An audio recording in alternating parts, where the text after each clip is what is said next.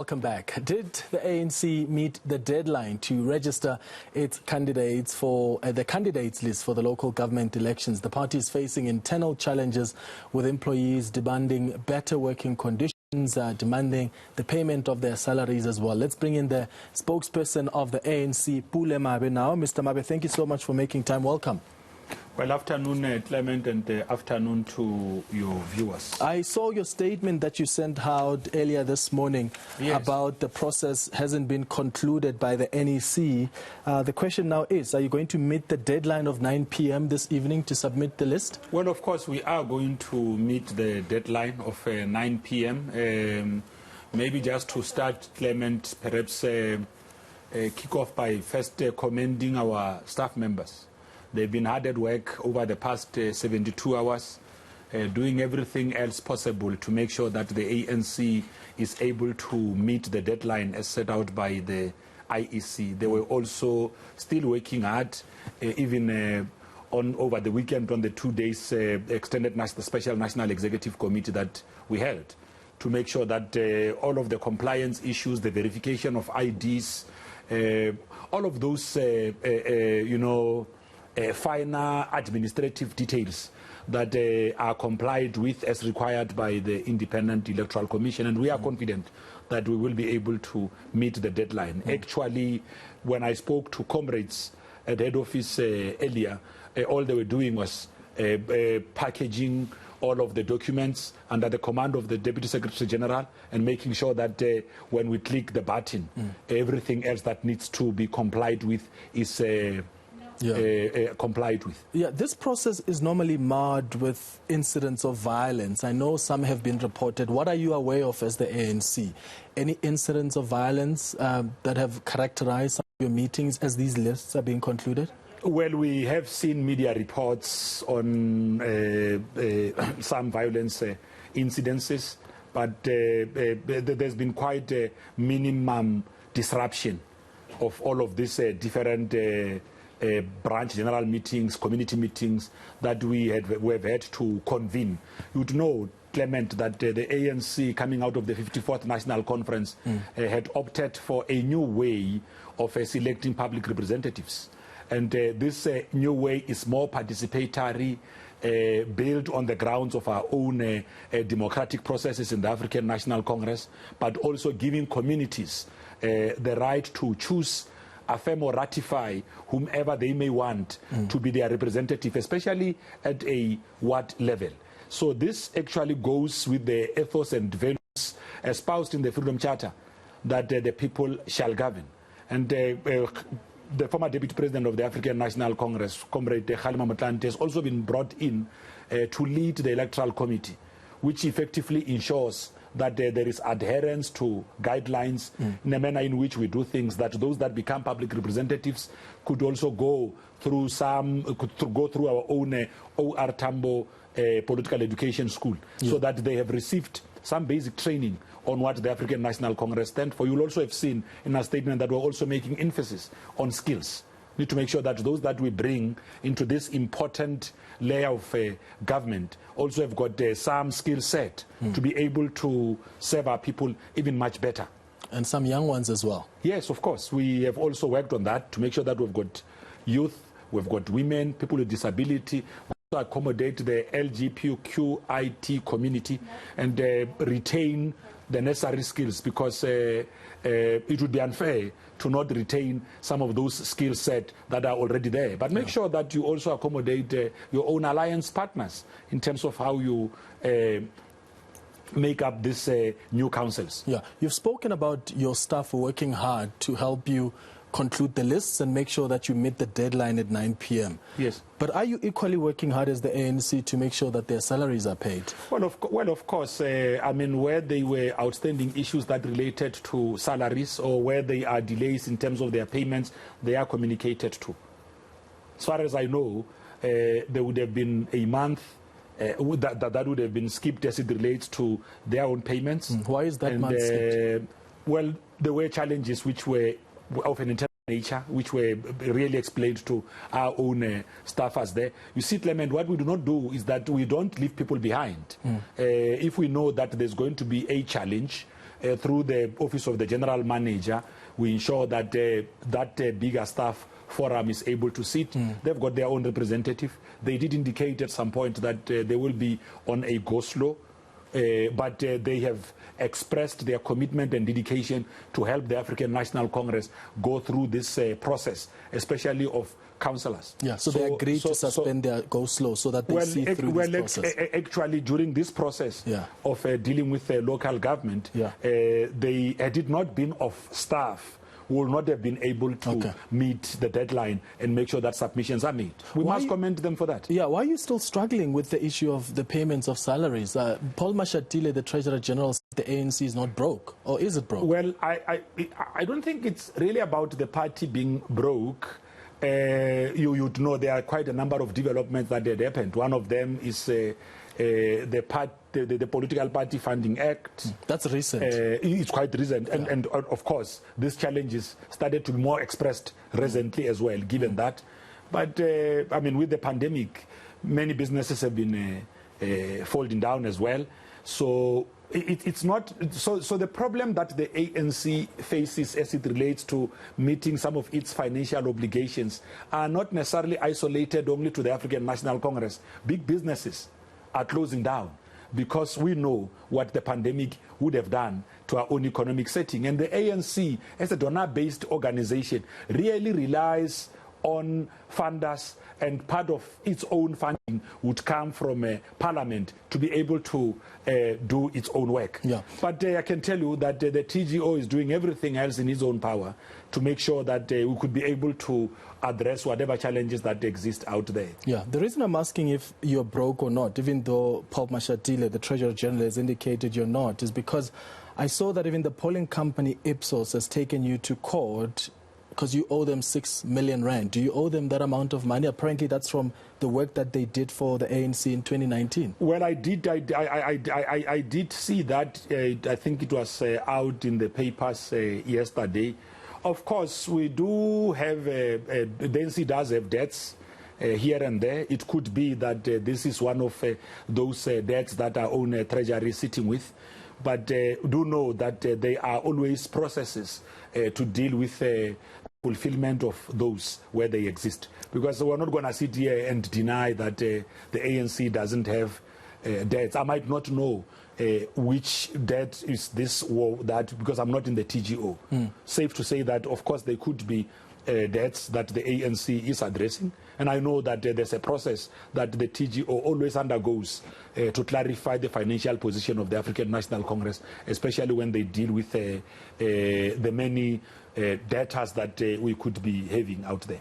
I want to ask about the grievances that have been raised, the manipulation of lists for candidate wards, the process being marred by irregularities. These have been some of the concerns raised during the branch meetings as these lists are being concluded. Are you aware of the grievances that have been lodged, and what's the process? Once you have submitted the list at the IEC, is there still an opportunity to resolve some of those grievances?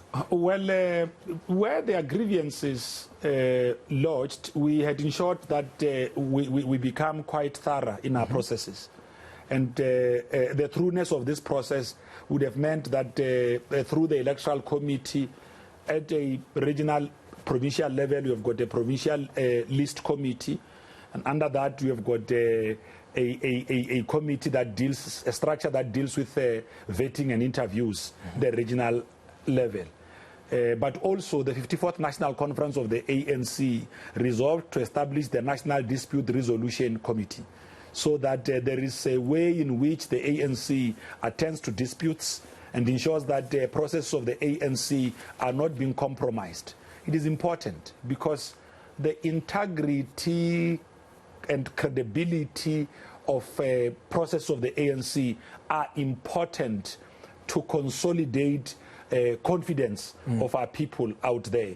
So there should never be any concern or worry that the processes of the ANC could be easily manipulated. And those found to be manipulating or undermining the credibility of ANC processes at a branch or whatever level of the organization, they are then acted upon, so that we could give our structures confidence that we are serious about gatekeeping, serious about dealing with manipulation and all of that. I mean, Clement, if you talk local government, the people, men and women that must be elected, must be people that enjoy the support of everyone, must be people that have come through processes that are themselves credible, that are not questionable. Because once you come through a questionable process, then we undermine the very trust that we must win amongst those that must participate in making sure that we win that specific ward and we win that specific municipality. So you've said you'll meet the deadline at 9 p.m. this evening. Yes. If the IEC doesn't succeed in convincing the Constitutional Court to move the elections, as the ANC, you are ready to go and it's all systems go? Well, of course, I mean, Clement, even if we joined that application of the IEC, we didn't say because we've joined the application, we are therefore not going to be doing campaigning work on the ground. We do know fully well that people, especially in communities that the ANC is leading, governing those different municipalities. There's a strong digital divide in this country.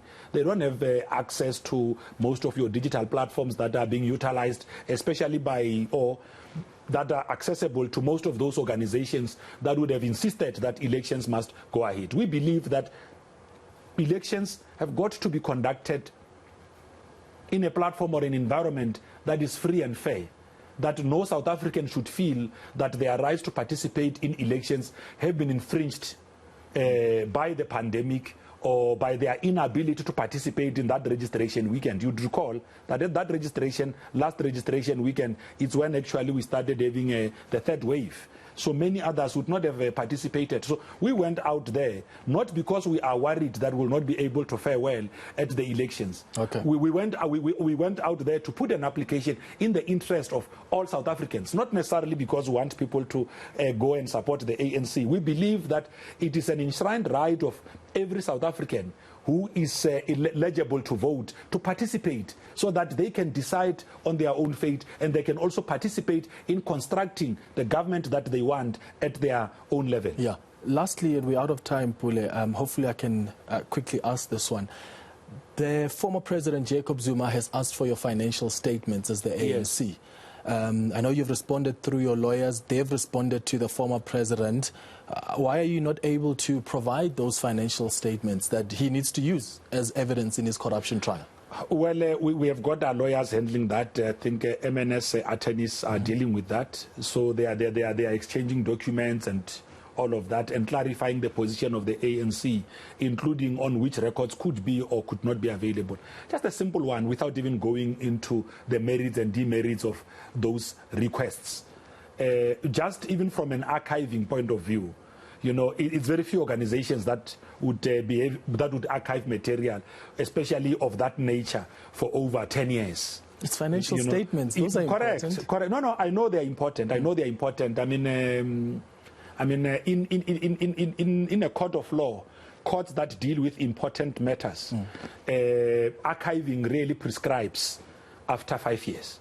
So if I owe you money now, just simple rules of natural justice. If I owe you money now, and you don't come and claim that money from me, in 5 years, if you go to court, that matter is prescribed. Even with government, if government owes you money and you don't put a claim, within a certain period of time, that matter prescribes. You know, so I am not saying that there's an issue of prescription here. I'm just trying to draw parallels on what happened in instances where we deal with information. But there are capable people who can deal with this matter.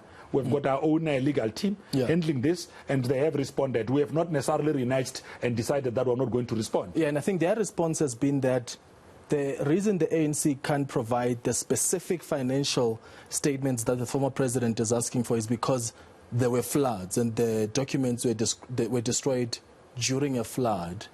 And I've been trying to remember when that flood was that destroyed those documents.